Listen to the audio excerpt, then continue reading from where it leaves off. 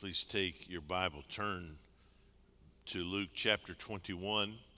I remind you, first of all, let me say, last week, what a treat, what a delight.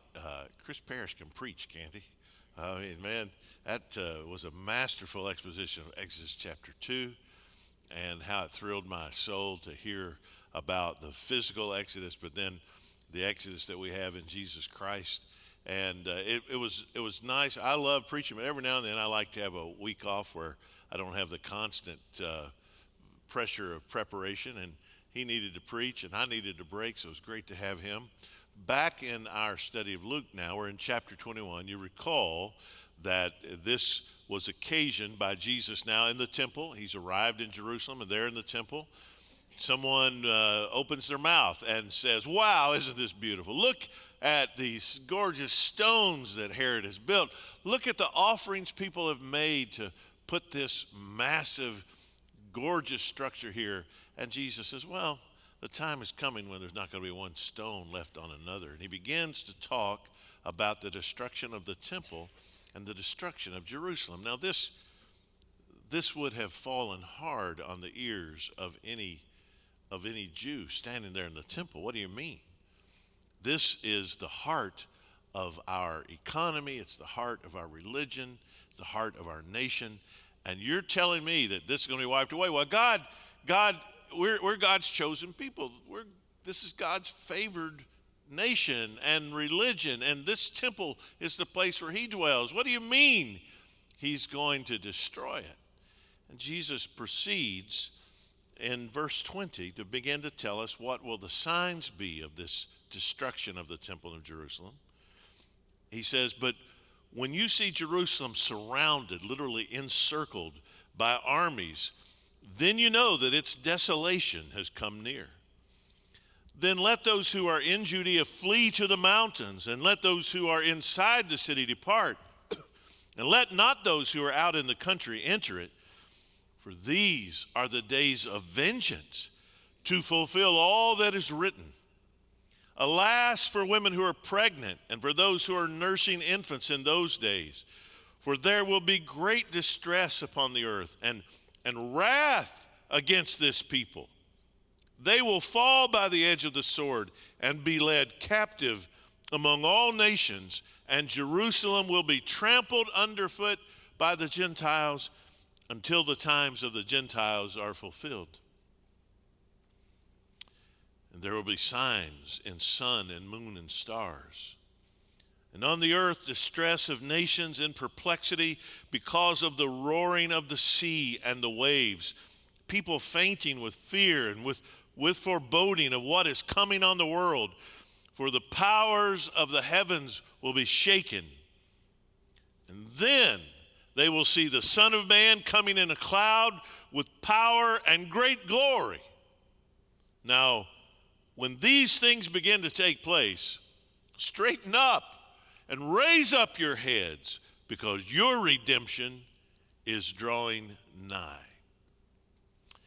I think predictability is one of the greatest signs of good leadership. I think it's really significant that if someone is a leader, that first of all, the people that work for them know that they mean what they say. If they say something, you can count on it. They're a man or a woman of their word. And furthermore, they make clear their commitment to character, to what really matters. Maybe they're a pragmatist, but they're only a pragmatist within their convictions. And the people who are around them, the people who follow them, don't have to sit in a room scratching their heads saying, I wonder what she would think. I wonder what he'll say about this.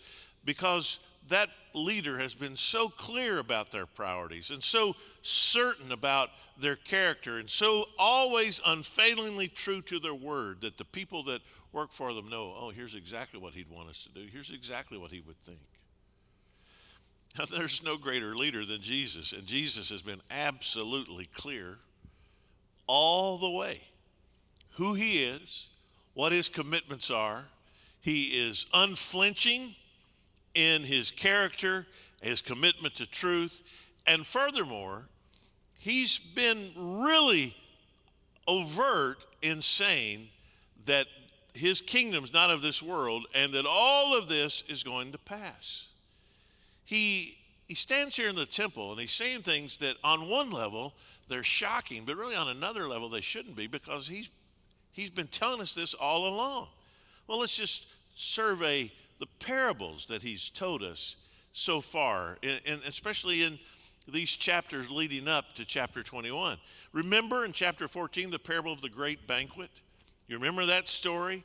How the master sends an invitation to come to the wedding of his son, and everybody accepts the first invitation. But when he sends his servant to say, okay, come now, it's ready now, they all have an excuse. And one by one, they have an excuse. One of them even says, well, there's necessity laid on me. I have bought a field. Oh, I've got a new yoke of oxen. Oh, I've just married a wife.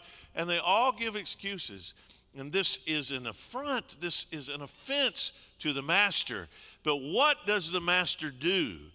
The master turned his anger to grace in that case. So he says, okay, to a servant, then go into the city and find the poor, the lame, the crippled, the blind.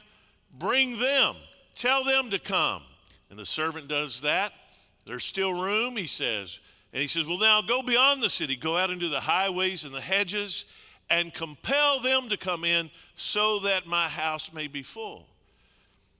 And Jesus tells us in that parable that there are those that reject the invitation, and the master turns his anger to grace, but that grace is extended toward others. And in chapter 19, remember the parable of the 10 minas? So there's a man who is going into a far country to receive the title of king. He's going to become a king. And so when he leaves, he gets 10 minas, which is a big chunk of money, and he divides it among his servants, and he tells them to invest this to bring a return for him. In that same parable, remember, there's a group of citizens that don't want him to become king, and they send a delegation to this far country, and they say, we will not have this man to rule over us. And then when he comes back, having received the right to rule as king, then the master held both his servants, to whom he gave the 10 minas, and his enemies accountable. He calls his servants in. What did you do with the mina that I gave you? What did you do with it? How did you bring me a return? And there's the one guy who did nothing, and he calls him a wicked servant. But he's still a servant. But then there are those citizens that said, we'll not have this man to rule over us. And he says, you bring them here and slaughter them. So clearly in that parable, Jesus said there are those who are his servants and there are those who are his enemies. And the outcome for those who are his enemies is not good. Then remember the parable of the wicked tenants. Just in the previous chapter, in chapter 20, beginning in verse 9 especially, Jesus tells how this master has a vineyard, and he allows these tenants to raise the crop there of the grapes on his vineyard. And he sends a servant to them to say, well, give me a portion of what's coming to me. I'm the owner. Give me a part of the harvest. But what do? They take his servant and they abuse his servant and cast him out. He sends another. And they beat this one and they cast him out. And he does this repeatedly until finally he says, I'll send my beloved son. Maybe they'll respect him. But when they see the son coming, they say, oh, here comes the heir. Let's kill him so that we have the inheritance for ourselves. And Jesus then asked the question, what will that master do? I tell you, he'll come and he'll destroy those wicked tenants and he'll give the vineyard to someone else. And you remember the reaction of those listening to him? They said, surely not. In that case, the master turned his patience in rejection because he kept sending servants. He was patient, but eventually his patience ran out. And he turns that patience in rejection to vengeance. And that's the word that he uses. He'll come and destroy those tenants, and he'll give the vineyard to others. Now, Jesus has been telling this all along. But now he steps out of the realm of parable and he speaks as a prophet. And standing here in the courtyard of the temple, he looks forward into what is now history, and he speaks what will happen. He foretells two things. He foretells the wrath and the grace of God. Well, this is what I want you to see, that in each of those parables, and now in Jesus' prophecy, there are two sides to the same coin. In each case, there's wrath for someone, and there's grace for someone. There's wrath for those who receive and accept. There's grace for those who receive and accept, but there's wrath for those who reject and decline and say, no, we won't have this one to rule over him. His grace is for those who receive him. His wrath is for those who reject him. And so Jesus has been telling us all along, this is his character. This is his word. He's given his word on it, that anyone who comes to him, he won't cast them out. And it doesn't matter if they're a prostitute or a publican or a Pharisee, anyone who comes to him and is willing to follow him, he receives them. But anyone who rejects him, doesn't matter how religious they are, it doesn't matter how much they follow the law of Moses, there's not a special category for good people who don't follow Jesus. In fact, the category does not exist. They're either his followers or his rejectors. So now Jesus, looking forward, he's standing in around, say, AD 30, and he's looking forward, and just like the Old Testament looks forward and tells about the coming of the Messiah, and you can't tell when you read the Old Testament passage that it's talking about two different comings. It might speak about the first coming of Jesus, a baby in a manger, born of a virgin. But in the same passage, it might speak about his second coming, how he's bringing judgment, the day of the Lord. And when you're reading the passage, you can't tell that these are separated by thousands of years. You just see them as a single event. The Messiah is coming. And in some way, he's a suffering servant. In other ways, he's a conquering king. You can't work all that out time-wise simply by reading the Old Testament. You need the revelation of the New Testament to work it out. Now, in the same way, Jesus is looking into the future, and he's talking about two events. He's talking about two stages of his wrath and his grace, if you will. So stage one of God's grace is being fulfilled even right before their eyes as Jesus speaks, because stage one is that the Messiah has come. This is the Master who has been rejected through his servants over and over and over, who has finally said, I'll send my beloved Son. And Jesus is that beloved Son. His very presence in the temple is fulfillment of prophecy. It's an act of God's supreme grace. They've rejected God's servants, the prophets. So now, sending his beloved Son, God is offering them one final opportunity to accept his word and to enter into relationship with him. But Jesus knows that the leaders, particularly those who control the religious and economic life of Israel, are ultimately going to reject and crucify him. So now he details what he has previously warned of in parables. What will it look like when the Master has a reckoning with those who have refused the invitation to his Son's wedding? What will the king do to those citizens who declared themselves enemies and said, we will not have this man to rule over us? How will the owner of the vineyard respond to the tenants who have abused his messengers and even now are plotting the murder of his heir? Stage one of God's grace, the Messiah has come, but Jesus now speaks of stage one of God's wrath. and that's the devastation of Jerusalem. That's what he describes in great detail in verses 20 through 24. In fact,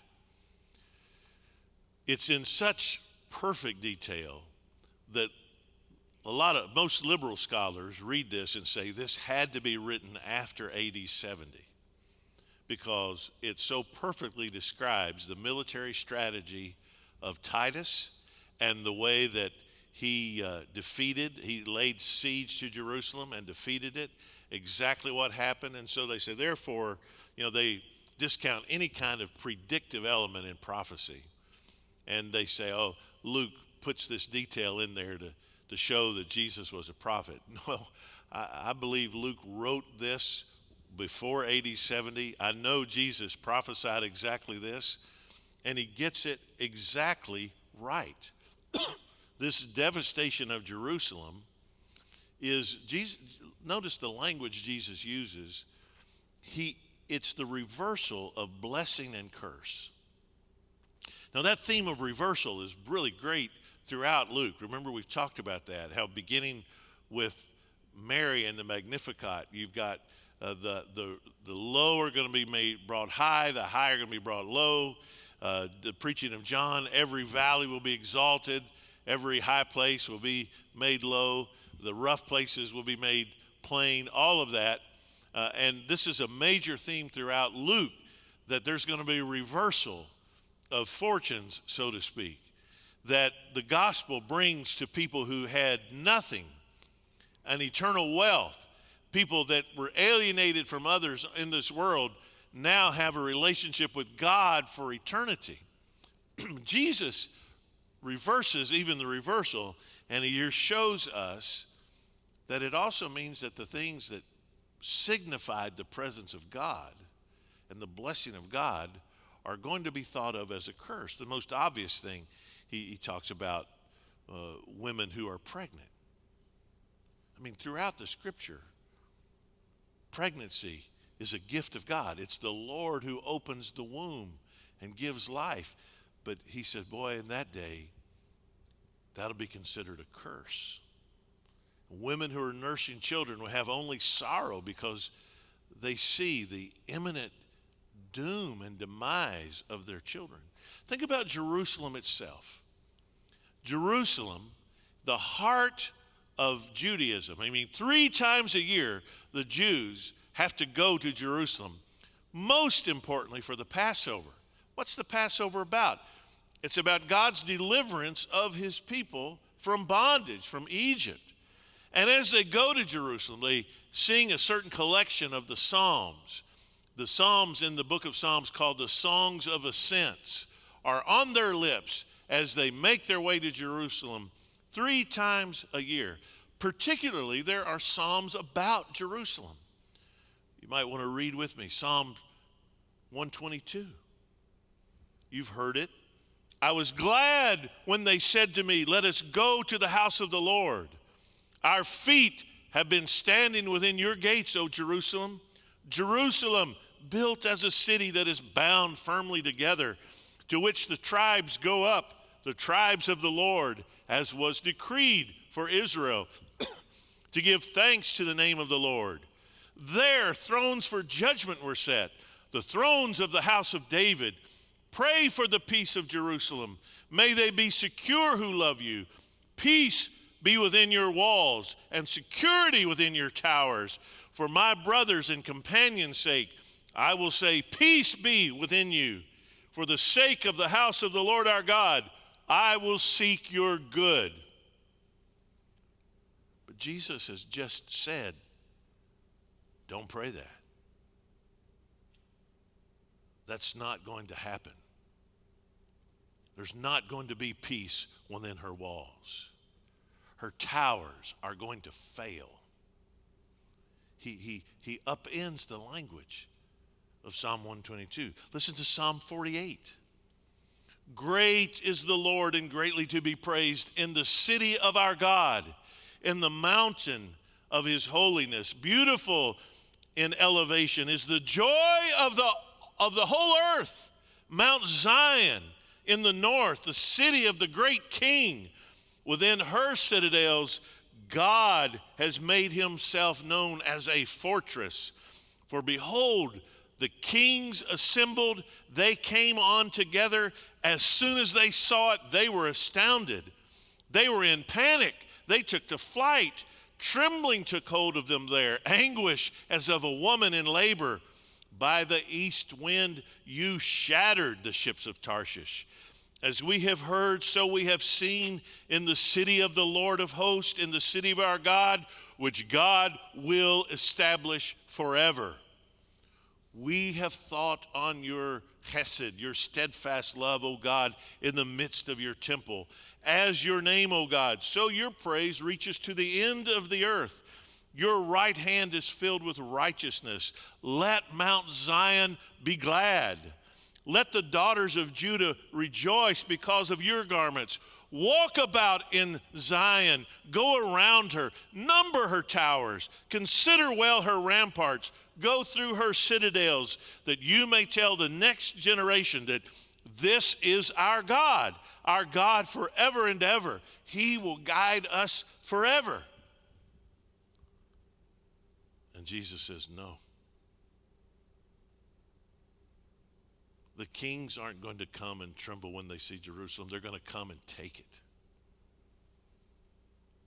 The towers will be destroyed. The walls will fall. Not one stone will be left on top of another.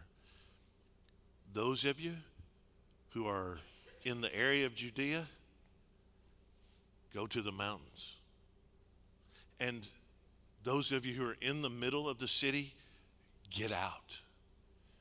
And if you're coming for the Passover, you're coming to Jerusalem, don't come. Because, Passover is a sign of deliverance. But Jesus is saying there's not going to be deliverance for those who reject the Lamb. That the fate of those, even though they are physical descendants of Abraham, the fate of those physical descendants of Abraham, whose ancestors God brought up out of Egypt, if they reject God's Lamb, they're going to perish just like the Egyptians who were swamped and drowned in the Red Sea.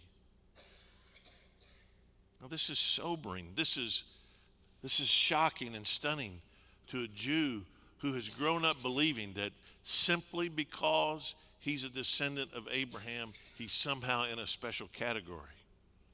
And now the Son of God has come, and they are rejecting him, and they do not see that this is the thing that marks them as God's enemy. Jesus is saying, don't seek refuge in her walls. None will be found. In this case, God is not wreaking vengeance on Jerusalem's enemies. God is wreaking vengeance on Jerusalem, because Jerusalem has rejected and stoned the prophets and now rejected God's own beloved Son.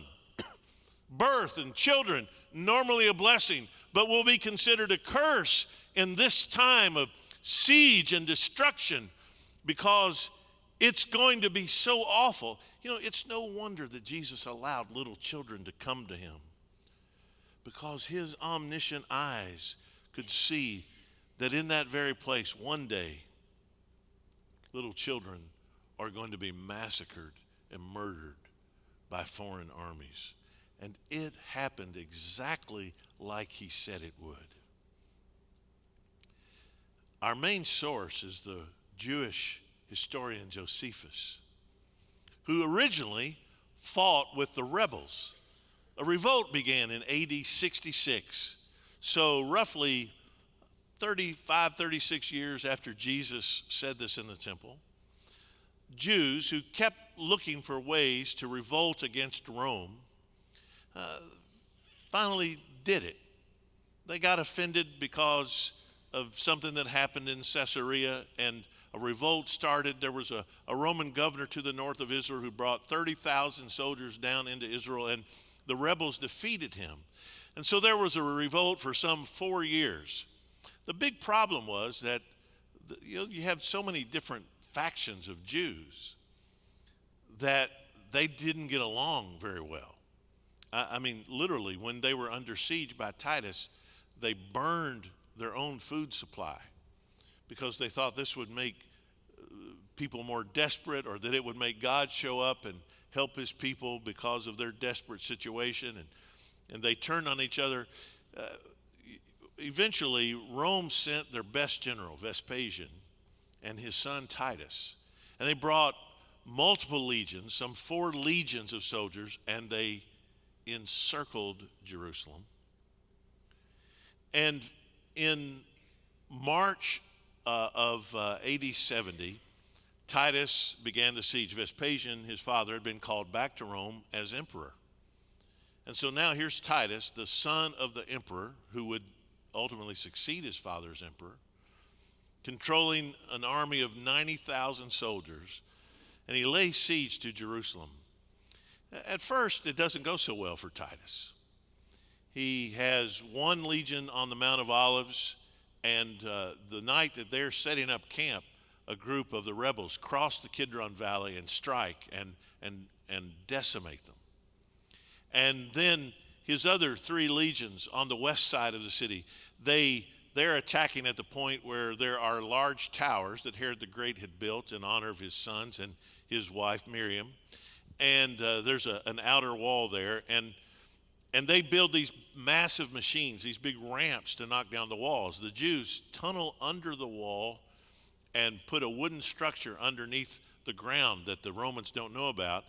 And just when they get those machines built and are ready to attack the wall, the Jews set fire to the wooden superstructure underneath them, and those machines collapse into deep holes that are on fire, and it burns up. And this really destroys the morale of the Roman army, but Titus just gets more and more determined. And with every defeat, he gets more determined to utterly and completely destroy the city. And eventually, he builds an 8-kilometer long wall around the circumference of Jerusalem. Did you hear what Jesus said? When you see, and he uses a word here, it's hapax, a one-time word. When you see the legions of soldiers encircling Jerusalem, then you know it's coming. And you know what? It happened right before the Passover. He laid siege to Jerusalem on April the 14th, which was 3 days before the Passover. So what's happening? All these pilgrims are coming to Jerusalem. Titus lets them all in. Now, Jesus had warned, when you see this, don't go in. But they all come in, but then Titus won't let them out. Now they've just become more mouths to feed. Now they've become more people to take up space, and the situation inside gets more desperate. And it lasts until our August, September, the Jewish month of Av. And on Tish B'Av, the 9th of Av, finally, Titus gives the command to destroy the temple. It's the same day as Nebuchadnezzar destroyed the first temple in 586 BC. It will be the same day that 65 years later, in the year 135, that a Roman general will plow the ground of the temple to simply remind the Jewish rebels at that time that the temple will never be rebuilt. To this day, on the 9th of Av, Tish B'Av, the Jews go into a 24-hour fast, and they lament the destruction of Jerusalem on that day in 586 BC, AD 70, AD 135. You can take Jesus at his word. He said it was going to happen, and it did. Listen to Josephus, who describes it. This was the end which Jerusalem came to, a city otherwise of great magnificence and of mighty fame among all mankind. And truly the very view itself was a melancholy thing.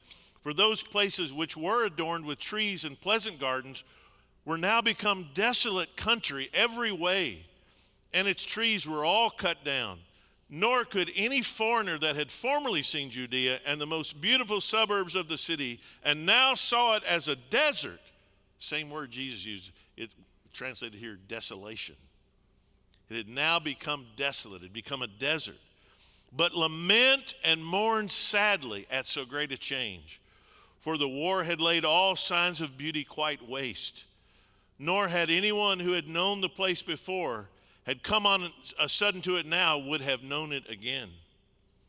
And to what did the Roman general Titus attribute his success at Jerusalem in the face of those imposing towers that the Psalms talked about and that Herod had built? Here's what Titus said when he saw those great towers. He said, "We have certainly had God for our assistant in this war. And it was no other than God who ejected the Jews out of these fortifications. For what could the hands of men or any machines do towards overthrowing these towers?" Even Titus saw it as a divine act. Jesus warned, not one stone to be left on top of another. Here you have the reversal of blessing and curse. What was thought a blessing, Jerusalem, has become a curse. What was thought a blessing, the temple, has become a curse. What was thought a blessing, pregnancy, birth, has become a curse because of the wrath of God being poured out. But also notice the conjunction of blessing and curse. Because remember, when you talk about the day of the Lord, it's both things. It's God's blessing on those who have received him. It's the curse upon those who have rejected him. And what is it that Jesus says is the blessing here? Where do you see the blessing? Well, look at the end of verse 24. Jerusalem will be trampled underfoot by the Gentiles until the times of the Gentiles are fulfilled. Well, that little phrase, the times of the Gentiles, that's so far lasted 2,000 years. That's what we're in. And it is in this time of the Gentiles that in the passage that Brother Chris read before I preached, that the gospel is going out from Jerusalem to Judea and Samaria and the uttermost parts of the world. It's not a gospel just for the descendants of Abraham. It's for all the world. And God has to reject those who have rejected him in order that he might get the word to the world. And by the way, those Jews that received Jesus as Savior, if they obeyed him and they went to the uttermost parts of the world, then they would not have been in Jerusalem when the end came. See, stage 2 of God's grace is the times of the Gentiles. Yeah, the curse is that Jerusalem is destroyed, but the blessing is that God in his grace, he's turned his anger to grace, and he's extended the vineyard to others. Now, this does not mean that Jews can't be saved. To the contrary, the Bible teaches that, first of all, anyone can be saved, doesn't it? Anyone who calls upon the name of the Lord shall be saved. That's the promise of God. But also in the book of Romans, Paul in chapters 9, 10, and 11 works out this very issue. Well, has the word, the promise of God, failed if indeed now the gospel is going to the Gentiles and the Jews are rejecting it? And he explains that all Israel shall be saved, that in every generation there are some Jews who receive Jesus as their Messiah. I'm blessed to teach several of them at Southern Seminary, and we've had different groups come here, the Chosen People's Ministries and Jews for Jesus, and there are those that have turned to Christ as Lord and Savior. And in every generation, God is saving physical descendants of Israel, of Abraham, through the gospel of Jesus Christ. But make no mistake about it. Do not be confused on this point. there's not a special category of salvation for a Jew, a Muslim, or a Baptist, or anybody apart from faith in Jesus Christ. Anyone who goes to heaven is going to heaven because of faith in Jesus Christ, because of his finished work on the cross, and they're putting their faith and trust in him. And that's true for Jew and Gentile alike. So it's not that God has cast off his people forever and said no Jews can be saved. Paul makes that clear in Romans. But it is God saying that it's no longer through a physical temple. It's no longer through a nation at some particular spot on the earth. Now it's through this new temple that has Jesus Christ as its cornerstone, that has dimensions that go far beyond Jerusalem. But there's coming a second stage of God's wrath. And that's what he talks about in verses 25 through 28. Stage 2 of God's wrath is the coming of the Son of Man. And Jesus says, now, after the time of the Gentiles, when that is fulfilled, then they're going to be, and listen to this description, there'll be signs in the heavens, distress of nations, perplexity in people, people fainting in fear. Now, folks, I just don't know if there could be a better description of 2020 than that. You think we see those things today? Do you think, and this description, by the way, of the roaring of the sea and the waves, in the book of Revelation, we see that very same image, and it's a reference to humanity. That humanity is like a turbulent ocean, waves that are just roiling, and Jesus is picturing this. That I believe the signs in the heavens are the heavenlies, the principalities and powers, the prince of the power of the air. And there's a great spiritual war that's going on, a clash of kingdoms, if you will. We're seeing this spiritual warfare all around us. People at a loss, people in perplexity, people fainting in fear. And Jesus says, but that is precisely when the Son of Man is coming in a cloud.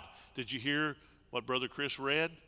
He said that when Jesus ascended to heaven, there from the Mount of Olives, and what did the angel say? Hey, you men of Galilee, why are you looking up into heaven? This same Jesus who you've just seen go is going to come back in the same way. And here before Jesus ascends in a cloud, he tells us he's coming back in a cloud. And remember how Jesus has already said, now look, there are going to be a lot of false messiahs. Don't go after them. You know, Josephus tells us, he names at least 6 false messiahs that showed up between the first century when Jesus made that, in the first century, between the time Jesus made that prophecy and the fall of the temple in AD 70. Josephus talks about one guy named the Egyptian. He was a Jew from Egypt, and he got a bunch of Jews to meet him on the other side of the Jordan. And there he was teaching them, and they were going to go to Jerusalem, and he was going to proclaim himself Messiah in the temple. The Romans heard about it, and they just sent an army over there and massacred them, killed every one of them. It wasn't any, hey, explain yourself, or let's see if these guys really are a threat or a danger. They just killed them. That happened a lot. What did Jesus warn? If you hear somebody say, the Messiah is over here, don't go. Because when the Son of Man comes, it's going to be like lightning lighting the sky from the east to the west. Every eye is going to see him. Everybody's going to know. There's no question about when he comes. We won't be watching the news and find out that it happened on the other side of the world and we're just learning about it. He's going to come cosmically. It's going to be globally. He's going to come in a way that we're all going to know it. There's not going to be any denying it. And when he comes, his return is both wrath and redemption. You see that? Jesus talks about these cosmic signs, but he's coming to pour out his wrath on those who've rejected him, just like he did in the destruction of Jerusalem, so he's going to do when he returns. Peter, who was standing here in the temple as Jesus taught this, in his second epistle, he describes it in great detail, that he says the same way God destroyed the world with water the first time, in the flood, he's going to destroy the world with fire. And the elements are going to burn up with a great fire. And so we know exactly how Jesus is going to do it. We're going to be taken out, but his wrath is going to be poured out on the earth. It's his wrath for those who have rejected him, but it's redemption for his followers. And now, get this. I love this word redemption. Redemption. John the Baptist prophesied of Jesus that he will baptize you with what? The Spirit and with fire. The Spirit for his followers, fire for those that are not his followers. He baptized the church in the Spirit on the day of Pentecost. When he returns, he's going to baptize the world in the fire of judgment. I want you to get this, folks. There's only one item left on God's agenda, and it's the return of Jesus. I believe with every fiber of my being that there is nothing that has to be fulfilled before Jesus comes. I believe that every single prophecy about what has to happen before he comes has already been fulfilled. And that Jesus Christ could come at any moment. It could be today. It's always been my dream that I'd be talking about the second coming and Jesus would return and I would have the greatest sermon illustration in the history of preaching. This is my dream. So I would love for him to come right now. Maybe wait till the 11 o'clock service so I get all three in. You might want to tune in. But the coming of Jesus is the next item on God's agenda. Jesus standing there around AD 30, looking forward, sees what's happening in AD 70, but he says, then there's the time of the Gentiles. But boy, then in this time of great turbulence and trouble, the Son of Man is going to come. See that means his promise is already history. AD 70 happened. What Jesus said was going to happen, happened. And yet, it's still imminent. There was spirit and fire in his first coming, baptized the church on the day of Pentecost with spirit, and the temple was destroyed with fire in AD 70. When he returns, he's going to pour out his spirit on all believing flesh, like Joel said, but he's going to baptize the unbelieving world in fire. He kept his word on the first promise. He's also going to keep it on the second. Now understand this. Here's the temptation, is that you hear this, and in your mind, you make two categories of people Jesus is speaking to. He's speaking to good people and bad people. And the good people are going to get his wrath, his mercy, and the bad people are going to get his wrath. Now, there's just one problem with that. There are no good people. There are no good people. Not one. The Bible's real clear on this. There's none good, no, not one. I mean, which category you put yourself in? And the minute you put yourself in the good people category, you've already violated because of your own self-righteousness. It's your self-righteousness that would even put you there. So Jesus is not speaking to good people and bad people. He's speaking to people who received the invitation and accepted it, and those who did not accept it. Those are the two categories. And listen to what he says. Did you catch?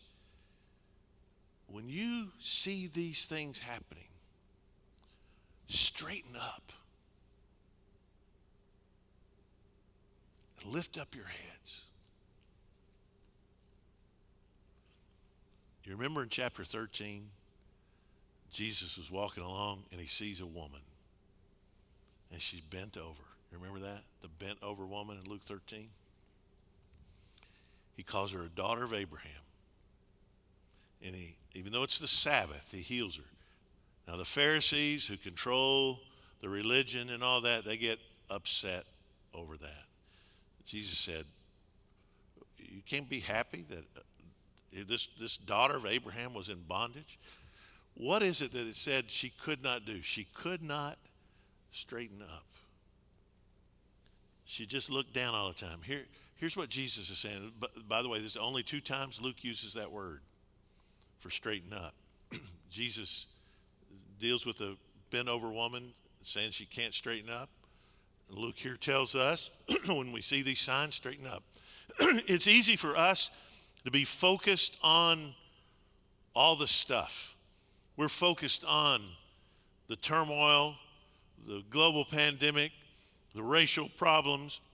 We're focused on the poverty, the economy collapsing, all this stuff. We're just, oh no, oh my, the world is terrible. We're isolated. This is awful. And we're bent over and we're looking at it. But Jesus says, stop looking at that. Straighten up. Look up. Your redemption draws nigh. That's good news. That's the news of the gospel for us. If you have not accepted his gracious invitation, don't you see how urgent it is? He might come today. He might come at any moment. We see the great rolling of the masses of humanity now and the turmoil of the age. And it spells one thing, that our redemption draws nigh. Maranatha, the Lord is coming. Even so, come, Lord Jesus.